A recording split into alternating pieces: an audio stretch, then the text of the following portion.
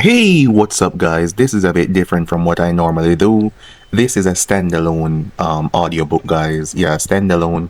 It's gonna have its own premise. It's not gonna be attached to anything like a movie, but an audiobook, guys. I have a lot of these that I'm working on, like ideas like these.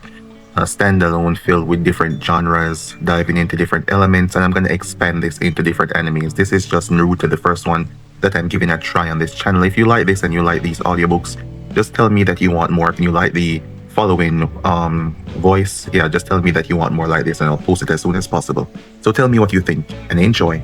Naruto, Drifting Among Stars, an original audiobook story narrated from the perspective of Naruto Uzumaki, age 32.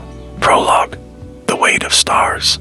There is a silence out here that no human being was ever meant to know. It is not the silence of a forest at night or the hush of a village after a long festival when lanterns dim and children are carried to bed. It is not the silence that follows a battle when the smoke thins and you check to see who is still breathing.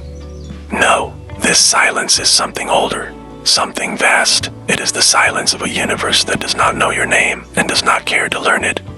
My name is Naruto Uzumaki. I was born in the Hidden Leaf Village in the Land of Fire on a planet that I will never see again. I was the 7th Hokage, or I was supposed to be.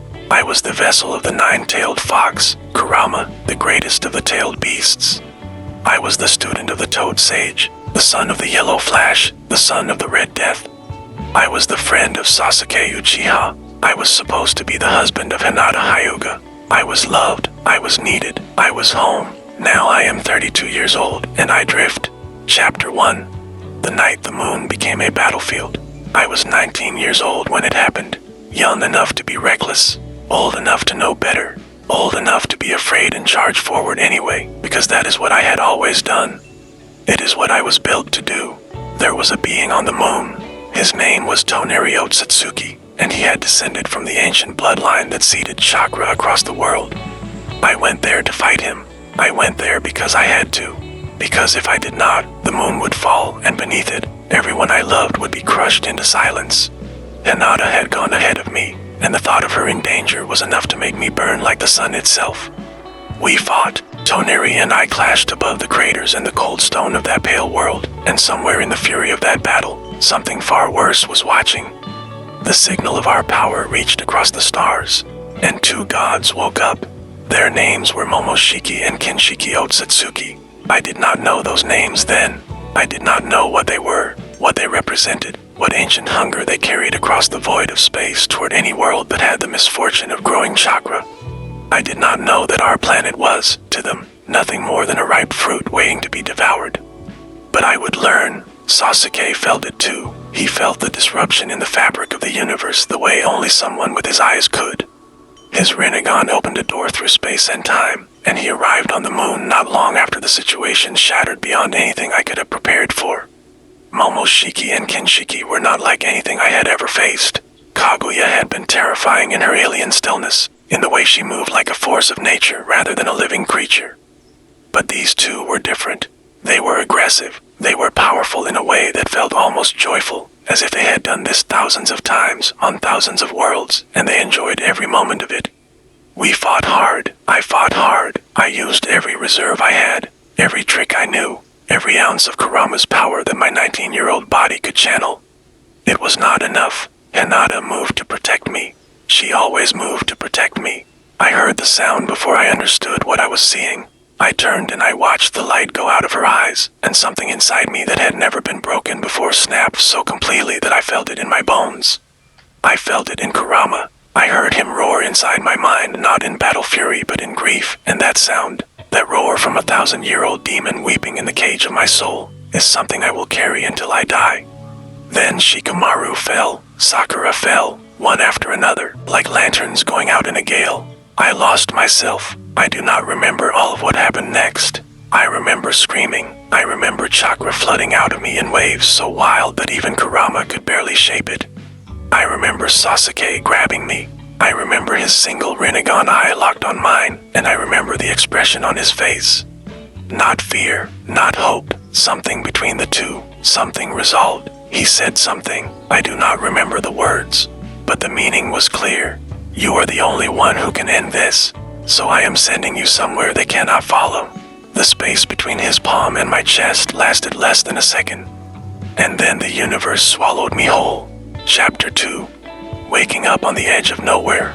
Darkness, pain, the slow drag of consciousness returning like a tide coming in across a flat gray shore. I woke up on a planet I had no name for.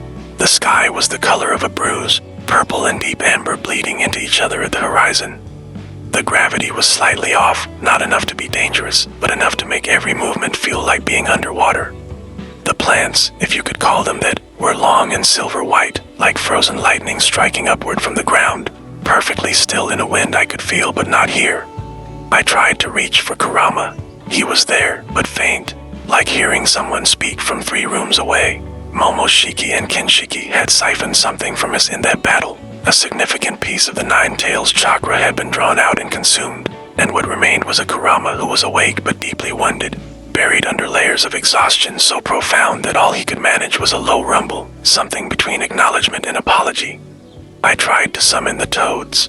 Nothing. No smoke, no great puff of summoning chakra, no Gamabunta landing with a crash and a grumble. Nothing. The connection was simply not there, as if the thread that bound me to Mount Myoboku had been stretched so far across the cosmos that it had finally snapped. That was when the true weight of it settled on me. Not the grief. Not yet. The grief was still locked behind the shock, waiting. What settled on me first was the raw, practical terror of being utterly alone on a world where I did not know the rules, did not know the dangers, could not speak to my partner, and had no way home. I walked for what felt like days. The planet was not empty. I saw creatures, some barely larger than insects, some the size of houses, moving in the distance with a slow, rocking grace that suggested they had never once been afraid of anything. I kept my distance. I found water, eventually, a liquid that shimmered faintly green in the violet light, and I crouched beside it for a long time before I trusted it enough to drink. Kurama stirred just enough to confirm it would not kill me. Small mercies. I found settlements, small ones, built low to the ground from materials that looked like compressed earth mixed with something iridescent and organic. The beings that inhabited them were humanoid in the loosest sense. 4 limbs, upright posture, faces with something resembling eyes and mouths. But their skin ranged from pale gray to deep cobalt blue. Their eyes were wide and multifaceted like the eyes of insects, and when they saw me they froze in a kind of terror that I recognized immediately as the terror of something encountering a predator it has never seen before. I held my hands up. I had no idea if that meant anything to them. They ran. I did not chase them. I sat down in the middle of their abandoned settlement and put my head in my hands and thought about Hinata. That was the first time I cried. Chapter 3. The translator and the name that caused fear. I roamed for weeks. Every settlement I approached either scattered like startled birds or watched me with a wary, coiled tension that told me violence was only moments away. I caused no harm. I did not understand enough to cause harm even if I had wanted to. The language, or rather, the many languages of this world, washed over me in waves of alien sound that my brain could not even begin to organize into pattern. Kurama was recovering slowly, and in his recovery he kept a quiet watch over my mind. He did not speak often in those early weeks, but when the grief would rise in me at night, when I lay on the open ground and stared up at a sky full of unfamiliar stars and thought about Hinata's face, about the sound of Shikamaru's lazy voice, about the way Sakura used to argue with me as if she were furious but always showed up when it mattered, Kurama would press a warmth against the inside of my mind.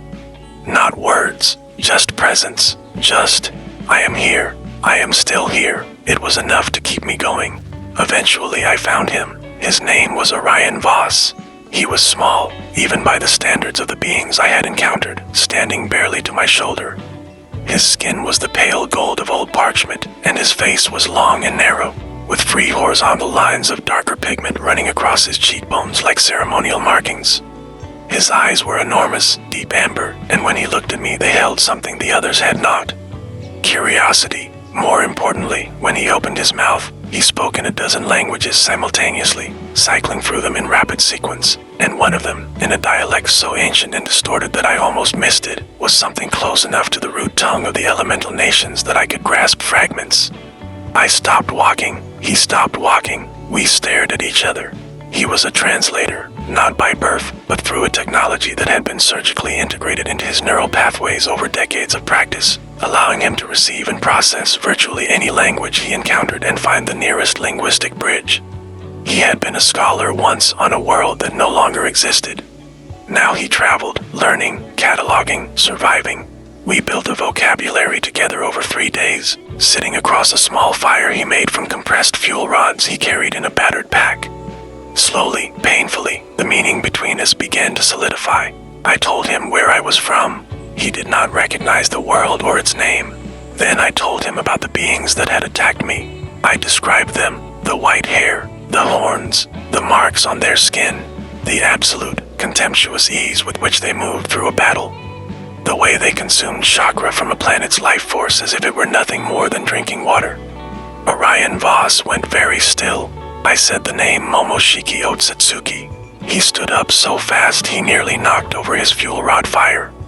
He grabbed his pack. He turned to run. I caught his arm, gently. He was trembling so hard I could feel it through the grip. I held up my other hand. I said, in the words we had built together, I am not with them. They destroyed my world, my family. I need to understand. He looked at me for a long time. His enormous amber eyes searched my face. Then, slowly, he sat back down, and the real education began. Chapter 4. The Resistance. Orion told me that the beings I described were known across dozens of star systems by dozens of names, but the oldest name, the name that carried the most weight and the most dread, translated roughly as the Harvesters. Those who came before the tree, those who eat the sky. He told me about the God Tree, about the way these beings would identify a planet rich with life force, with natural energy, with the chakra fruit that formed over generations of sentient life. About the way they would plant a seed, wait, and return when the tree was ready to bear fruit. About what happened to every living thing on the planet when the tree ripened. He told me all of this in a quiet voice, sitting very still, the way someone speaks about a thing they have rehearsed telling themselves over and over so that the words no longer have the power to fully break them. His world had been one of those planets. He had been sent away as a child by his people's council of scholars, placed in a sealed escape vessel with 17 others, launched into the void hours before the tree consumed everything. Of those 17, he was the only one who had survived the journey. I recognized that look on his face. I had seen it in the mirror. He told me there were others like him, scattered, hidden, a loose network of survivors from worlds the Harvesters had already claimed, and those from worlds that were still intact but had caught wind of what was coming. They called themselves different things in different languages. In the closest translation Orion could give me, the word meant something like the ones who refused to disappear. He said he could take me to them, but he had conditions. He would take me as far as the outer meeting point. He would not go further. He would not be involved beyond that, and I would agree to leave him out of whatever came next, because he had survived this long by being very careful about what he inserted himself into, and he intended to keep surviving. I agreed. He bound my eyes before the final approach, a strip of dark cloth wrapped 3 times around my head. He explained, and I understood without resentment, that these people trusted no one until trust was earned. They had too much to lose. They had already lost too much. I walked blind, guided by Orion's hand on my arm, across ground that shifted from hard stone to soft soil to something that vibrated faintly beneath my feet, like walking across a sleeping creature's back. When the cloth came away, I was standing in a chamber carved from the inside of what I slowly realized was an asteroid, the rock walls smoothed and reinforced with panels of some dark alloy. The air was recycled and tasted faintly metallic.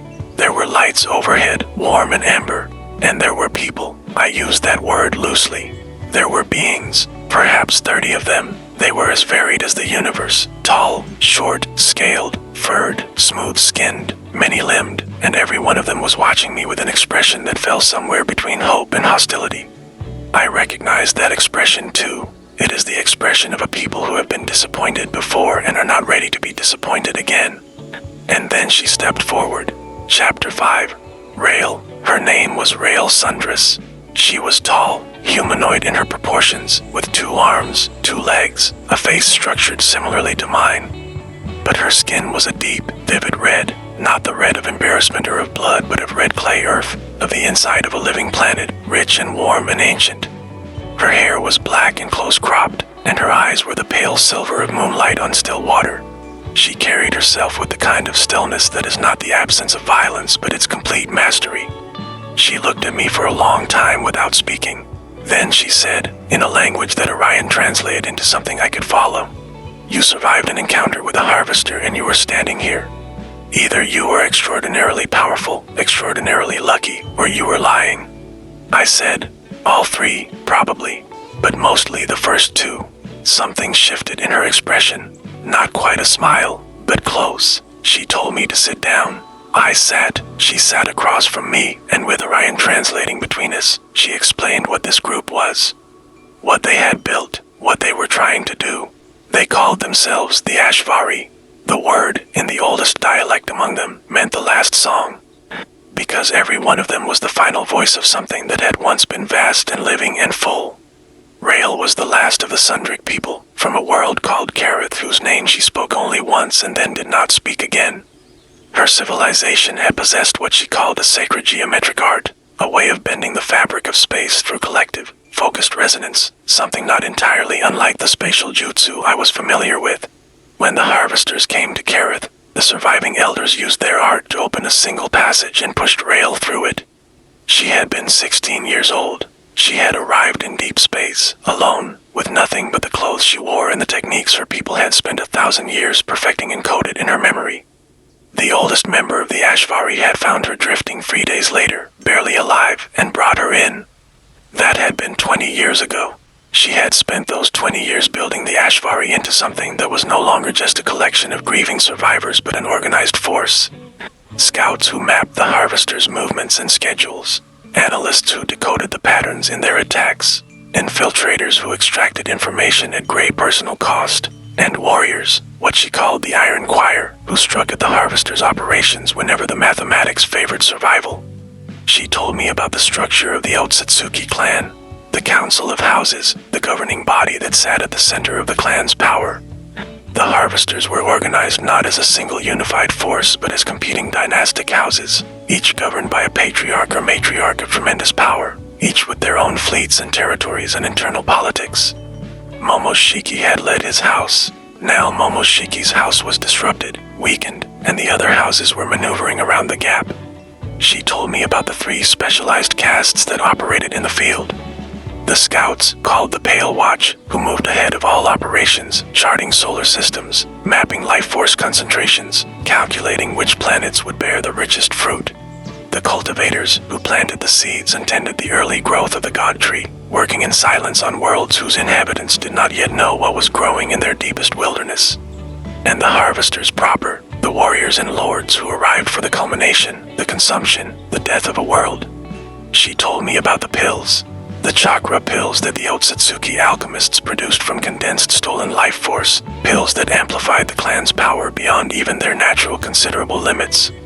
Destroying the pill production was one of the Ashvari's primary strategic targets. She told me they had killed 3 Otsutsuki over the course of their operation. 3 out of a clan that numbered in the hundreds across the known galaxies. I listened to all of it. Then I asked the question that had been burning in me since before I even sat down. I said, "Do they have maps of everything, of every world they know about?" Rael looked at me steadily. She said, "Yes, the Pale Watch maintain a complete cartographic record of unknown galaxies. Every patrol route, every planet they have cataloged, every world they have marked for future harvest." I felt something happen in my chest. Something that had been compressed for weeks begin, fractionally, to breathe. I said, "Then if I could get to a Pale Watch scout, I could find out exactly where my world is. Whether it is still there, whether my people are still alive." Rael was quiet for a moment. She said, "That is possible, but first you would need to be able to reach one, and survive the encounter." I said, "Tell me where to start training." Chapter 6. Years. The years passed the way years pass when you are in pain and in motion, all at once both too fast and unbearably slow. I threw myself into training with the kind of focused desperation that the Ashvari had never seen before in anyone. Rael watched me from a distance in those early days, arms folded, silver eyes tracking every movement, and I would catch her talking in low voices with the others after sessions. I did not need to understand the words to know what they were saying. They were recalibrating their sense of what was possible. The Ashvari had powerful members. Many of their species had possessed combat traditions that I could only partially compare to what I knew. One being a towering four-armed creature named Vethic, whose species had called themselves the Malari before there were no more Malari, could shatter stone with a sonic resonance produced by the chambers of his secondary lungs. A pair of twin sisters from a water world, Seva and Sola, could generate electromagnetic interference on a localized scale, disrupting technology and nervous systems alike. An ancient, slow-moving being called the Archivist, who had no name for themselves beyond that title, could absorb and redistribute kinetic energy in ways that made them effectively invulnerable to physical impact. None of them were a match for an Otsutsuki warrior. I was going to change that. Kurama recovered, slowly, painfully, over months. The great fox rebuilt himself in the reservoir of my spirit. And as he recovered, he watched me train, and he began to talk. Not just the presence at night, real conversation, grumbling, arguing, occasionally begrudgingly praising me, the way he always had, the way that was so fundamentally Kurama that hearing it again after the weeks of silence felt like coming home to a house that had burned down and finding one familiar room still standing. He told me things about chakra that I had never fully understood before, things he had observed over 1,000 years of existence that had never been relevant to a shinobi operating within the narrow context of one world's understanding of power. He spoke about the natural energy of the cosmos, about how the life force that a planet generated was only one note in a vast chord that stretched across galaxies. He spoke about the Otsutsuki and what they truly were, not gods, not demons, but consumers. Parasites on an inconceivable scale, and he spoke about potential, about what a human being who had already achieved sage mode, who had already merged with a tailed beast's chakra, might become if that framework were pushed beyond any limit its originators had ever imagined. He helped me learn to flow my chakra not as a series of deliberate, trained techniques, but as something continuous, as natural and constant as breathing. Every cell of my body became a conductor. Every breath drew in natural energy and wove it seamlessly into the current. I stopped using jutsu as discrete tools and started using chakra as a state of being. The Ashvari watched. Rail watched most carefully. In the evenings, when the training was done and the others had retired to their quarters, she would sometimes sit beside me in the common area where a viewport showed the slow drift of a particular nebula we had parked ourselves inside for concealment. She did not always speak, but she was there, and her presence had a quality that was different from Kurama's warmth, different from the warm camaraderie I had begun to develop with Vethic and Seva and Sola and the others. It was something quieter, something that I noticed without naming, the way you notice a change in the quality of light without being able to say exactly when the sun began to set. Months turned into years. We struck operations. The Ashvari hit a pale watch mapping outpost and extracted navigation data, losing 2 members in the process. We disrupted a cultivation site on a world that did not yet know it was already marked for death, destroying the early-stage god tree before it could take root. Rail led most of these actions with a precision that I came to deeply respect. She did not take unnecessary risks. She valued every life under her command with a fierce, unsentimental protectiveness. But we lost people anyway. We always lost people. By the time I was 23, I had grown beyond what any training master in the elemental nations could have mapped. By 25, Kurama told me quietly one night that my chakra output had exceeded anything he had encountered in his 1,000 years of existence, including from the Sage of 6 Paths himself. He said it without ceremony. He said it the way he said most things, as if the information was obvious and he was slightly annoyed that I had taken so long to get there. I laughed for the first time in years. Something else was happening too. My body was changing in small ways. The healing was faster. The sensory range was broader. Certain techniques that should have been impossible for a human were beginning to feel, with effort, feasible. I used it, and somewhere in the middle of my 26th year, 3 years of accumulated reconnaissance, 3 years of the Ashvari's patient intelligence network filtering information back to us, delivered the coordinates we had been waiting for. Momoshiki and Kinshiki, located, Chapter 7. Rage across the stars. I was not supposed to hear the briefing. Rail had pulled her inner circle into a side chamber, the 6 most senior members of the Ashvari, to discuss what to do with the intelligence before it was shared more broadly. She had not excluded me deliberately. She had excluded me the way a careful commander excludes a weapon from the room where the target is discussed before the plan is finalized, because a weapon that knows its target too early is a weapon that cannot be controlled. But I had grown into my expanded senses. I heard her through 2 walls of asteroid rock and alloy without particularly trying to. I heard the coordinates. I heard the name of the planet they had tracked Momoshiki to. I heard Rail say, with the controlled calm she used when the information was most dangerous, "We need to plan this carefully. We cannot afford a premature strike. We need to wait for the optimal window." I was in the docking bay before she finished the sentence. The reconnaissance pods were small, single-pilot, built for speed and stealth. I did not have either of those qualities in my current state of controlled fury, but the pod was fast enough that it did not matter. I found the one with the freshest fuel cells, input the coordinates I had overheard, and hit the launch sequence. I heard Rail's voice through the comm as the bay doors opened. "Naruto, stop." I could not stop. Kurama, to his credit, tried. He said, "You idiot. You reckless, magnificent, catastrophically stupid idiot. Think about what you are doing." I said, "I am doing exactly what I have been doing for 7 years. I am going to find the people who killed my family." Kurama was quiet for a moment. Then he said, "Fine, then we do this together. But you listen to me. The moment I say retreat, you retreat." "Agreed," I said. "Agreed." I spent the hours of travel doing something I had not done enough of in the past 7 years. I remembered them. I remembered Hinata, the quiet strength of her, the way she had grown from a girl who could not meet my eyes into a woman who faced entire battlefields without flinching. I remembered the way she used to press her fingers together when she was nervous and how she had never quite stopped doing it even when she was not nervous at all because it had become part of who she was. I remembered that she had loved me before I had known enough to love myself, and that she had been patient enough to wait for me to catch up. I remembered Shikamaru, who had been the laziest brilliant man who ever lived, who had understood me better than almost anyone and had shown that understanding by arguing with me relentlessly and showing up absolutely every time it mattered. I remembered Sakura, who had hit me so many times over the years that the impacts barely registered anymore, and who had healed me so many times that I had stopped being surprised when she appeared at my side when I was broken. She had been annoying and fierce and brilliant, and she had loved Sasuke with a stubbornness that rivaled anything I had ever felt about anything. I remembered Sasuke, the hand on my chest before the blast, the decision in his eyes. I arrived at the planet.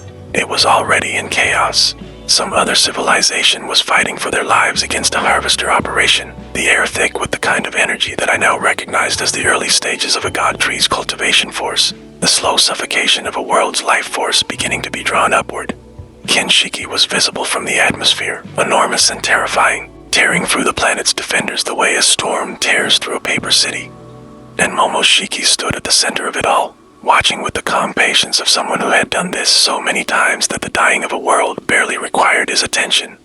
I crashed the pod. I did not bother with subtlety. I did not bother with a plan. I came down out of the sky like a comet and I landed in front of Momoshiki Otsutsuki and I said his name.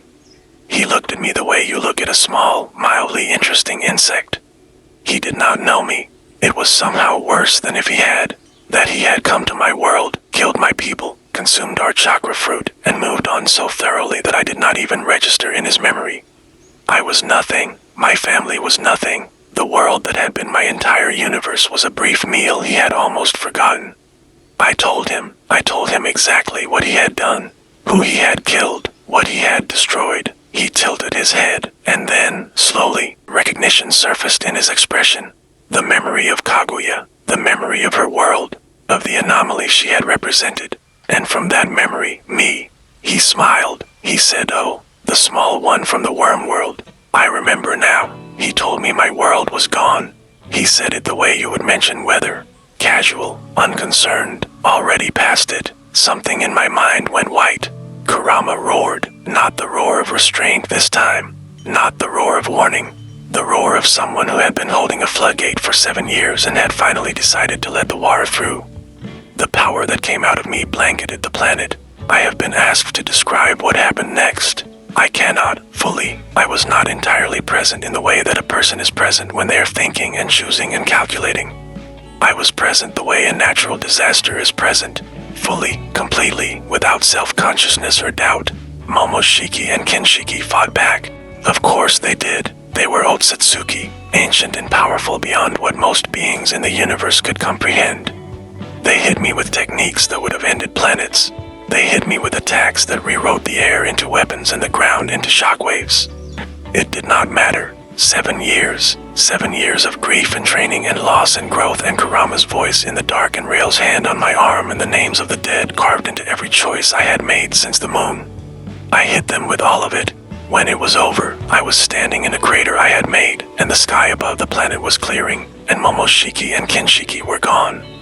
Not defeated, not fled, gone, erased. I had not beaten them. I had ended them, and then I felt it. A last act, a reflex, a dying hand grasping. Momoshiki's fading essence tried to mark me, to embed a karma seal in my body, to use his final sentient DNA as an anchor for rebirth. But I was no longer 19. I was no longer even the person who had boarded that pod in cold fury 3 hours ago. The power that had just moved through me was my power, fully and completely, and what was left of Momoshiki's essence met it the way a spark meets the ocean. I absorbed it, neutralized it, made it mine, and unmade it in the same motion. And then I fell to my knees in the smoking crater and I cried. I cried because he had said my world was gone and I had believed him. Somewhere in the 7 years, I had already believed it. I had just not let myself know that I believed it until the moment it was confirmed by the casual dismissal in his voice. Sasuke had never come for me, and now I understood why. The Ashvari pods arrived while I was still kneeling. Rail was the first one out. She did not yell at me. Not yet. She crossed the crater in long, measured strides, knelt beside me in the ash and the wreckage, and put her hand on my back, and did not say anything at all for a long time. Chapter 8. The Weight of What Remains. They brought me back. The debrief was long and complicated, and I was not entirely present for most of it. Vethik sat beside me for the technical portions and occasionally patted my shoulder with one of his forearms in a gesture that I had come to understand meant something like, "You are still here and we are glad."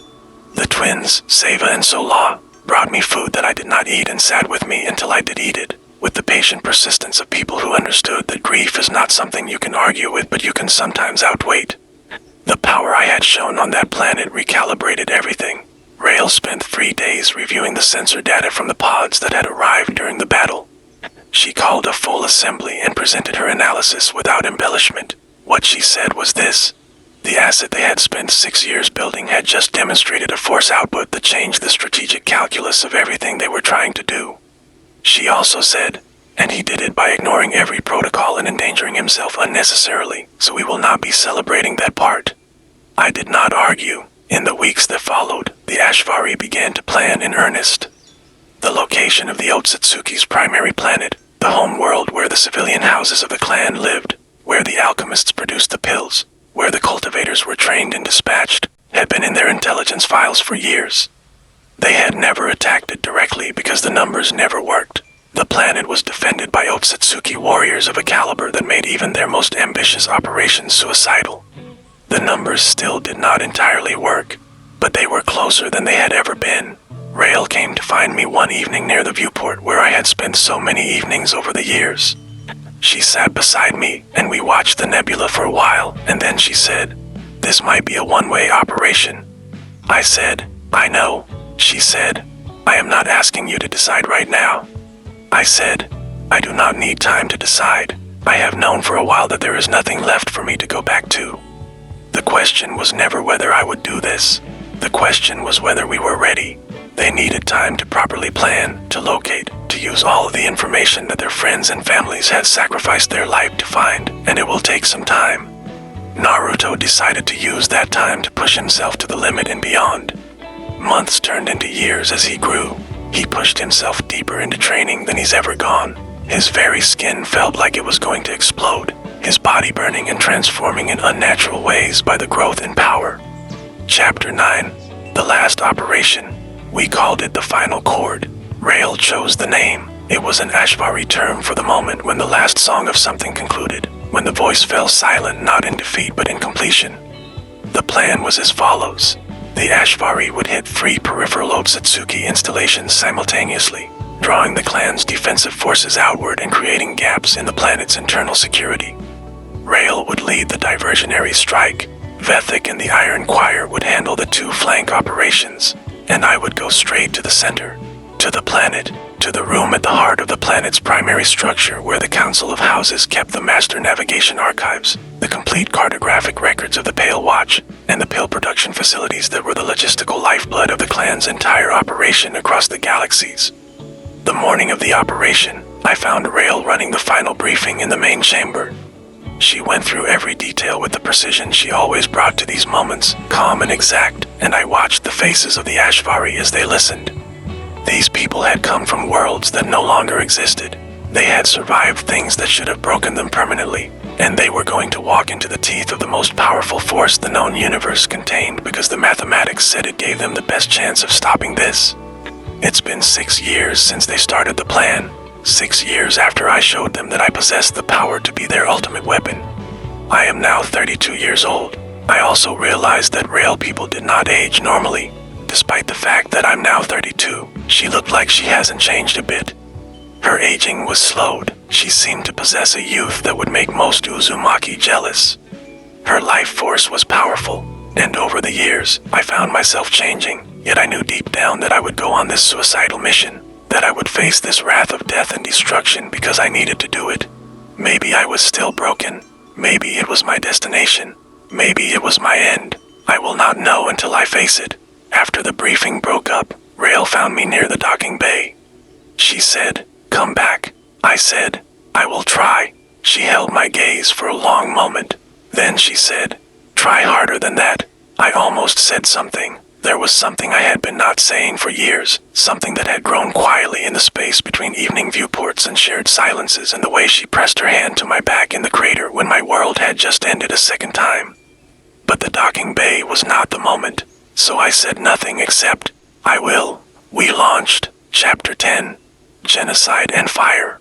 The planet of the Otsutsuki was beautiful. I had not expected that. I do not know what I had expected. Something blasted and alien and cold, perhaps. Instead, it was a world of pale gold light and ancient architecture that rose in organic spirals from the ground as if it had grown rather than been built. The civilian structures were inhabited by younger members of the clan, beings who had not yet gone out on operations, students and scholars and families organized into the dynastic houses that Rael had described years ago. They were not, strictly speaking, warriors. They were not, strictly speaking, innocent either, if you measured them by the scale of what their civilization had done and intended to keep doing to every living world they could reach. I did not give myself time to think about that distinction. The diversionary strikes worked. The outer defenses pulled outward. I came down through the gap in a pod hot enough to be glowing, and I hit the ground running, and I did not stop. The warriors that were still present were powerful as anything I had fought since Momoshiki. I moved through them the way water moves through a cracked wall, finding the spaces between their responses, hitting before they could coordinate, not giving any single encounter enough time to become a battle. Kurama was with me completely, his power flowing through me not as something separate that I was drawing on, but as part of what I was, as natural as my own heartbeat. I reached the inner sanctum. The council chamber was vast, ringed by pillars of pale stone, and there were Otsutsuki there who were old in a way that carried weight, elders whose chakras sat in the air like pressure, like the feeling before lightning strikes. They rose when I entered. They knew what I was. The mark on me, the absorbed fragment of Momoshiki, the mixed DNA, the stolen and rewritten power. They knew what they were looking at. Good. I wanted them to know. The fight in the council chamber was the hardest thing I have ever done. These were not operational harvesters who had spent millennia on campaign. These were something older, something foundational. The power that moved through them was not the borrowed and amplified force of their pale production. It was native, deep, the power that the Sage of Six Paths might have faced when he first looked at what the Otsutsuki truly were. But I had Kurama, and I had years. When the last of them fell, I was bleeding from 4 places and one of my arms was not responding correctly, and the chamber was in ruins around me. I stood in the wreckage. I looked at what remained, and I understood something. This was not enough. The council was gone. The immediate leadership was gone. But the clan was vast. The houses would regroup. The Pale Watch would continue. The cultivators were already out there on dozens of worlds, tending their trees. This had been a wound, not an ending. A significant wound, Perhaps a wound they would need generations to recover from, but not an ending, unless I looked at the architecture around me. I reached out with my senses and I felt the planet, the deep thrum of its energy, the fault lines and the geological pressure and the core burning far below. I felt the network of Otsutsuki technology woven through the planet's infrastructure, connecting their power sources, their archives, their armories. I felt what was possible. Kurama said, "What are you doing?" I said, "I think you know." A pause, long, the kind of pause that is not the absence of words but the presence of something that does not need to be said. He said, "If you do this, you are not coming back from it. Not on your own. The output you were talking about would leave nothing left to power your own heartbeat." I said, "I know." He said, "You know this is not what they would have wanted. Hinata, the others, you know this is not what Sasuke sent you away to become." I said, "No, but they are gone, and the people out here are not, and they deserve a chance that my world never got." So, another pause. Kurama said, "You are still an idiot." I said, "I know." He said, "And you are still my best friend." I said, "I know that too." He said, "Then let us do this properly."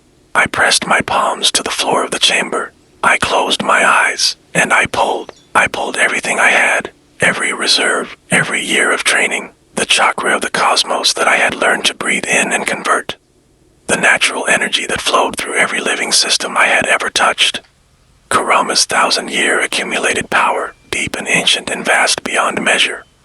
The fragments of Otsutsuki DNA I had absorbed and made mine. All of it, I pushed it into the planet.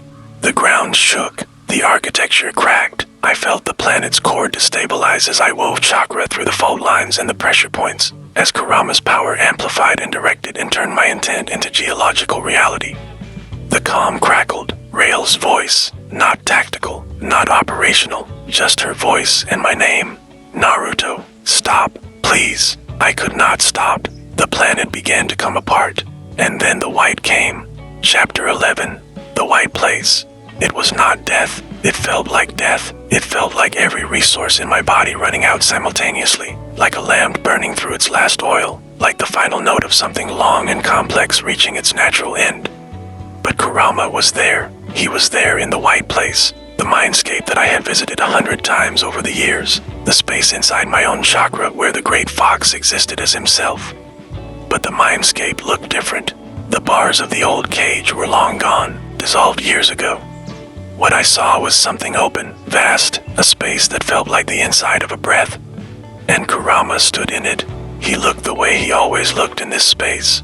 Enormous, ancient, a creature of fire and fur and presence that no physical description could fully capture. But he looked tired, and he looked at me with an expression I had never seen on his face before.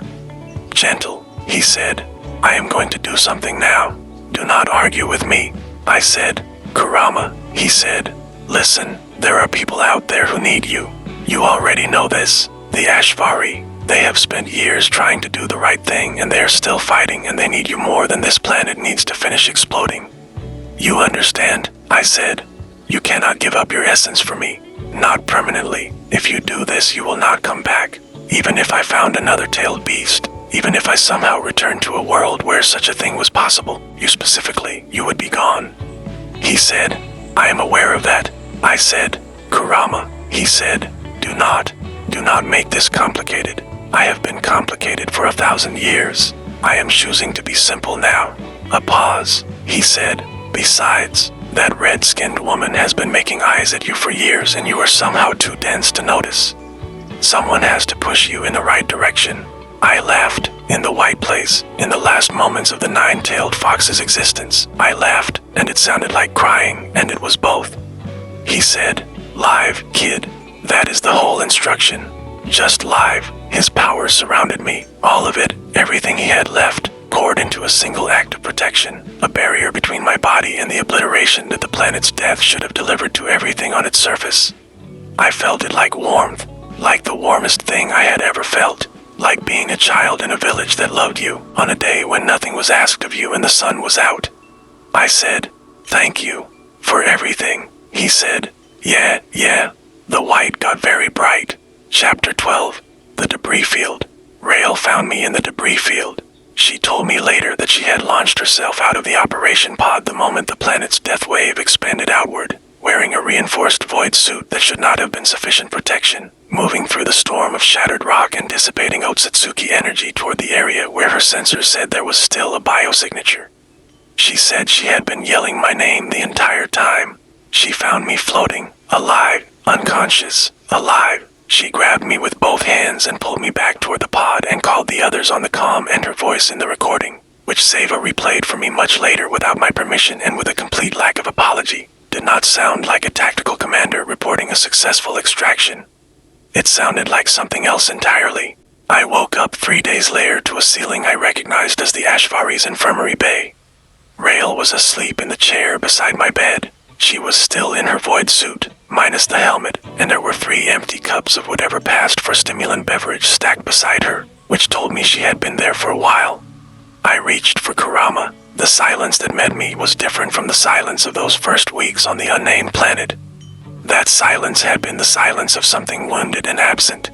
This silence was the silence of something that was no longer there. Complete, final. I put my hand over my chest and stayed very still for a long time. When Rael woke up, she looked at me for a moment, and then she said, "You are an idiot." I said, "I know." She said, "You had a communication link. You could have told us what you were planning. We could have gotten you out." I said, "No, you could not have." She looked at me steadily. Then she said, "No, probably not, but I would have tried." I said, "I know." She said, "You saved a lot of lives today. Hundreds of worlds that are currently marked for harvest will now never see a cultivator. The clan's capacity has been set back by generations. The pill production is gone. The navigation archives are gone. The council is gone. What you did was, from a strategic standpoint, extraordinary." I said, "But," she said, "but you almost died, and that was not acceptable." I said, "To who?" She held my gaze. She did not look away. She said, "To me." Chapter 13. The Monument. We built it in the common area near the viewport where the nebula drifted. There was no body. There never would be. Kurama had dissolved into pure chakra, and the chakra had been the barrier between me and oblivion. There was nothing to bury, nothing to mark in the physical sense. But the Ashvari understood monuments. Every one of them came from a world that had been destroyed. Every one of them knew what it meant to have something enormous and beloved become a past tense. And when I explained what Kurama was, what he had meant, the great fox who had been sealed into my family for generations, who had begun as a weapon and ended as my most trusted companion, who had spent 1,000 years in captivity and his last free years choosing to stay, they understood exactly what kind of monument this required. The archivist carved the base from a fragment of asteroid rock, slow and deliberate, in a style that had no word in any language I knew but that expressed, through the geometry of its cuts, something like reverence. Seva and Sola wove a panel of electromagnetic light above it, a warm amber glow that did not flicker, the same color as Kurama's fire. Vethik contributed a resonance anchor, a piece of his people's technology, so that the monument hummed at a frequency too low to hear but that you could feel in your chest if you stood close to it. I asked them all to put something of their own worlds into it. Something that represented what they had lost, what they had carried. They did. The monument grew for 3 days, added to in shifts, until it stood taller than I did. A composite thing, built from the grief of species that were mostly gone in the hands of the people who remained to remember them. I put my hand against it on the 3rd evening and stood there for a long time. Rael stood beside me. She did not touch me. She just stood there, close enough that I could feel the warmth of her presence, and did not say anything, and was exactly what she had always been to me without my having found the right words for it until very recently. After a while she said, "He sounds like he was remarkable." I said, "He was. He was also deeply unpleasant for most of the time I knew him." He would have wanted me to mention that. She smiled, not the controlled, almost smile of a commander managing her expression. A real smile. It changed her face completely. I said, "I have been meaning to say something to you." She said, "Then say it." I said, "I am not the person I was when I arrived here. I know that. I am also not going to pretend that what I have lost does not still hurt. It does. I think it will hurt for as long as I am alive. But I also think that Kurama was right, and he was almost never right about anything emotional, so when he was, it tended to count. He said I still had people out here. I looked at her. I said, I think he meant you specifically. She looked at me for a long moment. Then she said, that transparent, was it? I said, he noticed. I was slower. She said, you are always slower. I said, yes. She said, I am also not the person I was. I am also carrying things that will not go away. If that is something you can accept, I said, I can accept it. She stepped forward. She put her hand on my chest, over the place where Kurama had been, where the warmth of him lingered still if I was quiet enough to feel it. And she looked up at me with her silver eyes and she said, then let us figure out what comes next. Together. Epilogue. Drift. They tell me that grief does not end. It changes shape. It becomes something you carry differently over time, distributed across your whole self rather than concentrated in one unbearable place, present but no longer crushing. I believe them. I am starting to feel the truth of it. The Ashvari have grown. New survivors find us. New worlds have learned that the balance of power in this part of the universe has shifted, that the harvesters are wounded and fractured and no longer an unstoppable certainty. There is work still to do. There will always be work to do. But the nature of the work has changed. Some days I sit by the viewport and I talk to Kurama. I know he is not there to hear me, but I talk to him anyway, in the way that you talk to the dead when you need to think out loud and you trust their judgment more than your own. I tell him about what is happening, about Rail, about the new members of the Ashvari, about the planets we have managed to protect. I think he would have complained about most of it and been secretly pleased. I think about the elemental nations less than I used to, not because I love it less, but because the love has become a different kind of thing. Less raw, more settled. It sits in me the way a scar sits, fully healed at the surface, still visible, still part of the map of who I am. I was Naruto Uzumaki of the Hidden Leaf Village. I was the worst student in his class and the loudest voice in his generation and the most stubborn human being who ever trained under a toad sage. I was the Hokage in waiting, and the husband of the greatest woman I ever knew, and the friend of the greatest rival I ever faced, and the partner of the oldest and most difficult friend a person could ask for. All of that is true. All of that is mine. And I am also this. The person standing by the viewport in the debris field of an old universe, watching the nebula turn, with a red-skinned woman beside him who carries her own impossible weight and does not put it down. We drift, but we drift together. And sometimes, when the light hits the nebula at just the right angle, it is orange. A deep, familiar orange, like a fox asleep in the sun. I always say goodnight when it does that. End.